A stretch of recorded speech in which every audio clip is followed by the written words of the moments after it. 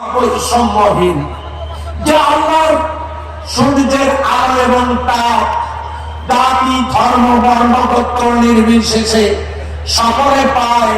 আমরা এমন একজন আল্লাহর বান্দা যিনি বৈষম্যহীন, তার দেওয়া বৃষ্টির পানি সবাই পায়, তিনি কোনো ভেদাভেদ করেন না। তার দেওয়া অক্সিজেন নিয়ে আমরা সবাই বেঁচে থাকি, সকল প্রাণী বেঁচে থাকে। এমন একজন আল্লাহ বান্দা আমরা, তিনি আমাদেরকে ওই হিন্দু পুরুষদেরকে যেভাবে সৃষ্টি করেছেন, মুসলিম খ্রিস্টান নাগরিক পালি সকল ধর্মগোত্রের পুরুষদেরকে একইভাবে সৃষ্টি করেছেন। একজন মুসলিম ধর্মকে যে আল্লাহ চাঁদে সৃষ্টি করেছেন, অন্যান্য ধর্মের বোনদেরকেও ওই আল্লাহ তেমনি সৃষ্টি করেছেন। যে আল্লাহ তার সৃষ্টিতে, তার রহমতে, তার করুণায়, তার দয়ায় যে আল্লাহ কোনো বৈষম্য করেননি, সেই আল্লাহ সুবহানাহু ওয়া তাআলা তিনি নিজে তার বান্দাদের ব্যাপারে বৈষম্য, দুনিয়ার জিন্দেগিতে বৈষম্যহীন, সেই বৈষম্যহীন আল্লাহর পক্ষ থেকে এসেছে বৈষম্যহীন কিতাব আল কোরআন। আবু সাইদের চিন্তা হলো যে কোরআন আমাদের সকলের বাড়িতে, যে কোরআন মসজিদে, যে কোরআন মাদ্রাসায়, সেই দেশ মুসলিম দেশ, এই দেশে এত ভেদাভেদ, এত বৈষম্য থাকবে কেন? সেজন্য তিনি রাস্তায় দাঁড়ালেন একটা বৈষম্যহীন সমাজ গঠনের জন্য। দাবি নিয়ে দুহাত পাড়িয়ে দিয়ে তিনি বললেন, আমার বুকে বইছে ঝড়, বুক পেতেছি গুলি কর। তার স্বপ্ন ছিল তার বুকে গুলি করা হবে না, কিন্তু মুহূর্তের মধ্যেই সেই স্বপ্ন মিথ্যায় প্রমাণিত হলো। তার চিন্তা ছিল এই দেশের জনমানুষের ট্যাক্সের টাকায় যে বুলেট, এই বুলেট আমার বুকে কেউ মারবে না, কিন্তু একটার পর একটা বুলেট দিয়ে তার মুখটাকে ঝাঁঝরা করা হলো। তিনি ঢলে পড়ে গেলেন, শহীদ হলেন। তার লাশটা গাড়িতে করে যখন বাড়িতে আনা হলো, তিনি রংপুর বেগম রোকেয়া বিশ্ববিদ্যালয়ের ইংরেজি ডিপার্টমেন্টে তিনি ছিলেন মেধাবী ছাত্র। গরিব পরিবারের সন্তান হওয়ার কারণে তার টিউশনির টাকায় বৃদ্ধ অসুস্থ পিতা মাতার চিকিৎসা চলত পরিবারের কিছুটা বাজার খরচা।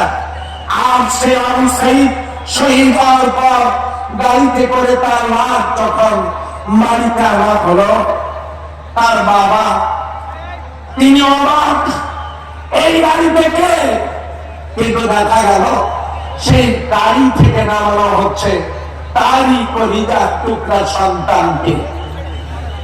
আমার দিকে তাকা, তিনি বলেন, বাবা আবু সাইদ তোমার কি হয়েছে, আমাকে খুলে বলো। আবু সাইদের মুখ থেকে কোনো কথা আসছে না। সম্মানিত ভাই বোনেরা, বাবা তখন বললেন, বাবা আবু সাইদ, তুমি তোমার কষ্টের টাকা, টিউশনের টাকা আমার চিকিৎসার জন্য তুমি পাঠাবে। আমি তোমাকে কথা দিচ্ছি, আমি তোমার কাছ থেকে তোমার টিউশনের টাকা চাই না, আমি নেব না, আমাকে দেওয়া লাগবে না। বাবা তুমি বলো, তুমি কথা বলছো না কেন, তোমার কি হয়েছে? কিন্তু বাবা জানেন না তার ছেলের কথা বলবেন না। পাশে দাঁড়িয়ে শহীদ আবু সাইদের বোন, তিনি বলেছিলেন, ভাইয়া তোমার কাছ থেকে আর কখনো কোনদিন কিচ্ছু চাইব না, তুমি শুধু একটা নাম আমাকে বোন বলে ডাকো। কিন্তু বোনের সেই প্রত্যাশা, বাবার সে আকুতি পূরণ হয়নি। একটু পরেই তারা বুঝতে পারলেন আমাদের কলিজার টুকরা আবু সাইদ আর আমাদের মাঝে নেই। সে এই সমাজ বৈষম্যহীন সমাজে পরিণত হবে। সম্মানিত ভাইয়েরা, আমাদের এই সমাজ বৈষম্যহীন যদি কেউ করতে পারত, তার বিগত 53 বছর এই সমাজ বৈষম্যহীন হতো। কথা বলেন ঠিক কিনা? এই সমাজ আন্দোলন ছাড়া বৈষম্যহীন সমাজে পরিণত হবে না। সেই জন্য আল কোরআনের সমাজ কায়েমের মধ্য দিয়ে এই সমাজকে বৈষম্যহীন সমাজে পরিণত হোক, এটাকে আমরা চাই। কারা কারা চাইব হাত তুলে দেখা যায় আমরা কারা কারা চাই। আমরা যারা বৈষম্যহীন সমাজ চাই, তাদের সামনে আমি বৈষম্যহীন কোরআন থেকে একটি আয়াত আপনাদের সামনে তেলাওয়াত করেছি। সম্মানিত ভাই ও বোনেরা, আজকে এই বৈষম্যহীন কোরআন যদি সমাজে চালু থাকতো, দেশের প্রতিটি নাগরিক নিরাপদ থাকতো ততটুকু টিমের মধ্যে কুসুম নিরাপদ থাকে। যেমন এদেশের নাগরিকরা জাতি, ধর্ম, বর্ণ নির্বিশেষে সকলেই কেমনটাই নিরাপদ থাকতেন। আমি সেই বৈষম্যহীন কিতাব থেকে আমি আপনাদের সামনে যে আয়াত তেলাওয়াত করেছি, কোরআনুল কারীমের 39 নম্বর সূরা সুমার। এই সূরা সুমারের মোট আয়াত 75টি। এখান থেকে একটি মাত্র আয়াত আমি আপনাদের সামনে তেলাওয়াত করেছি, আয়াতের নাম্বার 18। এই সূরাটা নবী করিম সাল্লাল্লাহু আলাইহি ওয়াসাল্লামের মক্কি জীবনে নাযিল হয়েছে। আল্লাহ সুবহানাহু ওয়া তাআলা বলছেন, আল্লাযীনা, যে যারা ইস্তামিউনা, শ্রবণ করছে এবং করবে, যারা শ্রবণ করছে এবং করবে কথাগুলো, ফায়াত্তাবিউনা আহসানা, এবং এই কথাগুলোর মধ্যে উত্তম কথাগুলো যারা ইত্তেবা করবে, মান্য করবে, আমল করবে, তাদের বানাবে, উলাইকাল্লাযীনা হাদাহুমুল্লাহ, ওই লোকগুলোই তারা যাদেরকে আল্লাহ রাব্বুল আলামিন হেদায়েত দান করবেন। উলাইকা হুম উলুল আলবাব, আর এই লোকগুলোই হলেন উলুল আলবাব, যারা হলেন বুদ্ধিমান। এই বুদ্ধিমান লোক তারা। আল্লাহ তাআলা সূরা সুমারের 18 নম্বর আয়াতে জানায় দিলেন, আল্লাযীনা ইস্তামিউনাল কওল, যারা কথাগুলো শুনবে, ফায়াত্তাবিউনা আহসানা, যারা সেই কথাগুলোর মধ্যে উত্তম কথাগুলো আনুগত্য করবে। উলাইকাল্লাযীনা হাদাহুমুল্লাহ, আল্লাহ তাদেরকে হেদায়েত দেবেন। এবং উলাইকা হুম উলুল আলবাব, তারা হলেন বুদ্ধিমান। তার বুদ্ধিমান হওয়ার জন্য কথাগুলো শুনতে হবে, উত্তম কথাগুলো। তিনি সভাপতির দায়িত্ব পালন করছেন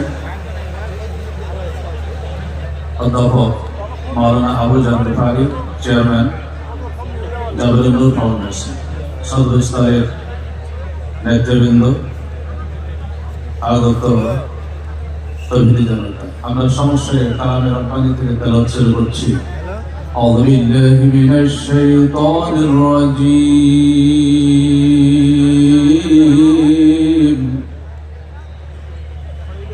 বিসমিল্লাহির রহমানির রহিম।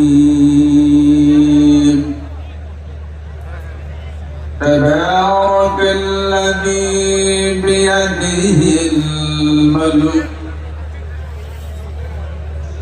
وهو على كل شيء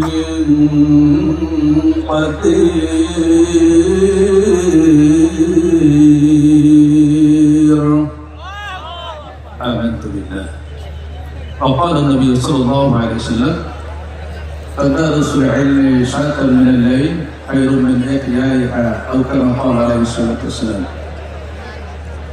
এসব হচ্ছে বরকতপূর্ণ সে মহান সত্তা যার হাতে রয়েছে রাজত্ব, যিনি সর্ব বিষয়ে ক্ষমতাবান। তেলাওয়াতকৃত আয়াতে কারিমা সূরা আল-মুলক থেকে নেওয়া হয়েছে। আল্লাহ নবী মুহাম্মদুর রাসূলুল্লাহ সাল্লাল্লাহু আলাইহি ওয়াসাল্লাম যখন তিনি কালিমার দাওয়াত দিলেন, পড়ি সবাই লা ইলাহা ইল্লাল্লাহু মুহাম্মাদুর রাসূলুল্লাহ। তদানীন্তন সময়ের কায়েমি স্বার্থবাদী তাগুতি শক্তিরা কালিমার অর্থ বুঝেছে, তারা জানতে পেরেছে কালিমার দাওয়াত কি। এই কালিমার বিরুদ্ধাচরণ তারা করলো প্রাণপণ শক্তি দিয়া। কালিমার বাণীকে আল্লাহর নবীর এই মিশনকে দুনিয়া থেকে চিরতরে ধ্বংস করার জন্য চেষ্টা করলো। তারা চিন্তা করেছিল রাষ্ট্রীয় ক্ষমতা আমাদের হাতে, নেতা কর্মী, রাষ্ট্রীয় সকল যন্ত্র তন্ত্র মত আমাদের পক্ষে। সুতরাং মুহাম্মদ সাল্লাল্লাহু আলাইহি সাল্লামের এই কালেমার দাওয়াত বিজয় লাভ করবে না। তার বিরুদ্ধাচরণ করে নবীকে দুনিয়া থেকে বিদায়ের মাধ্যমে এই কালেমাকে দুনিয়া থেকে কবর রচনা করা হবে। আল্লাহ সান্ত্বনা দিয়ে জানিয়ে দিলেন, নবী হে, সমস্ত ক্ষমতার একমাত্র মালিক আমি, সুতরাং চিন্তার কোনো কারণ নাই। তোমার মিশন আর মিশনের সামনের দিকে যদি অগ্রসর হতে পারো, বিজয় চলে আসবে আল্লাহর পক্ষ থেকে। প্রিয় তাওহীদ জামাতা, তদানীন্তন সময়ে জাহিলি শক্তি আবু জেহেল যেমন করে আমার নবীকে দাওয়াত দিতে পারে নাই, আজ পর্যন্ত আমরা দেখেছি যারা রাষ্ট্রীয় ক্ষমতায় এসে ইসলামকে দাবি রাখার চেষ্টা করেছে, আসলে তারা এই দেশ থেকে পালিয়ে গেছে। আল্লাহর কোরআন আর কোরআনওয়ালা আরে ওলামা এই বাংলাদেশে বিচরণ করছে। জনগণের কথা ঠিক কিনা? প্রিয় ভাইরা, আপনাদের জানা কথা, মক্কার কাফেরদের অত্যাচারে নির্যাতনে যখন তিনি মক্কা থেকে মদিনার দিকে হিজরত করতেছেন, কাফের মুশরিকদের পুরস্কারের এই লোভে সেই সময়কার বড় কুস্তিগীর, বড় বাহাদুর সৈনিক সুরাকা রসুলের পথ আগলে ধরলো, পিছন দিক থেকে তাকে হত্যা করার চেষ্টা করলো।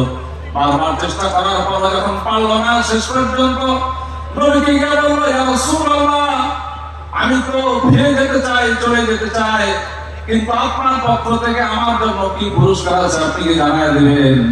আমার নবী বললেন, সুরাকা, তুমি যদি ফিরে চলে যাও তাহলে ঘোষণা করতেছি, একদিন এই ইসলাম, একদিন এই কোরআন বিজয় লাভ করবে, আর পারস্য সাম্রাজ্যের বাদশার রাজার রাজমুকুটটা আর তার হাতের বাজুটা তোমার হাতে তুলে দেওয়া হবে। যদি পড়ি না সুবহানাল্লাহ।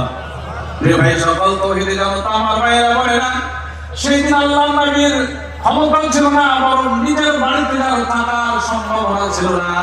নিজের ঘর বাড়ি ছেড়ে তাকে পালিয়ে যেতে হলো।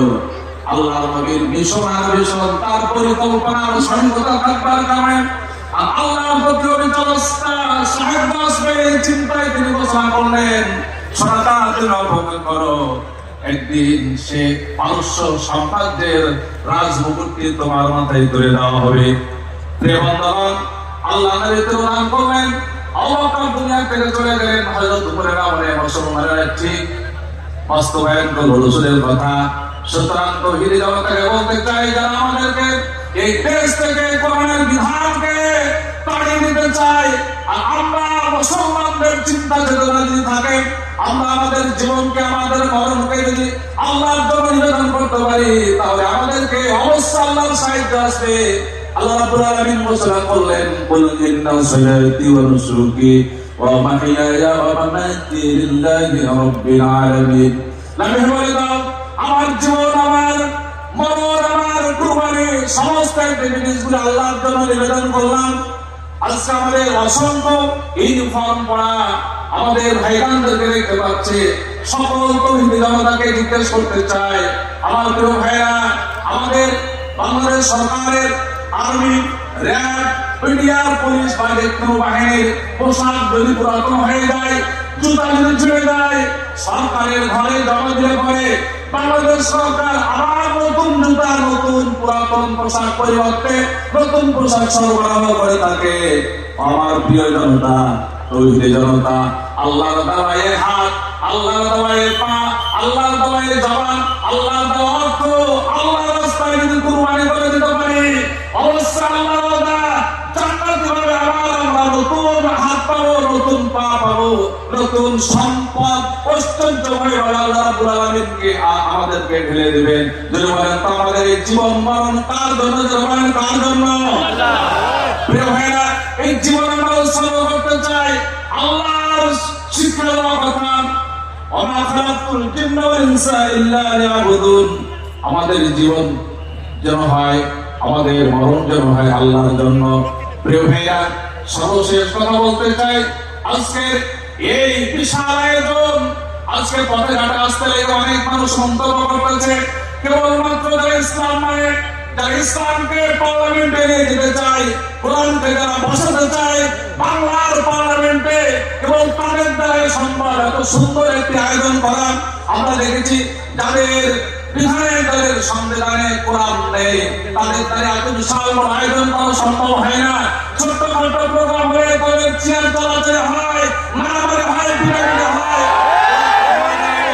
এই মুসলমানেরা এরপরে কোরআন দানের চিন্তা চেতনা আছে, তারা এরপরে বাংলাদেশকে সুন্দর করে সাজাতে অশান্তির দাবানল যখন দাওয়া করতেছে, এবার তো কোরআন পরে কেবলমাত্র বাংলাদেশকে শান্তি নিয়ে আসতে আমরা চাই বাংলাদেশে পার্লামেন্টে এমন কতগুলো ব্যক্তি যাবে যারা কোরআনের পক্ষে কথা বলবে, ফেরাউনের চিন্তা চেতনার অবসান হবে। আমরা কি চাই কি চাই না বাংলাদেশের পতাকায় যাতে করে বাংলাদেশের পার্লামেন্টে কোরআনের কথাবার্তা বলা লোকগুলি যেন সংখ্যাগরিষ্ঠতা অর্জন করে।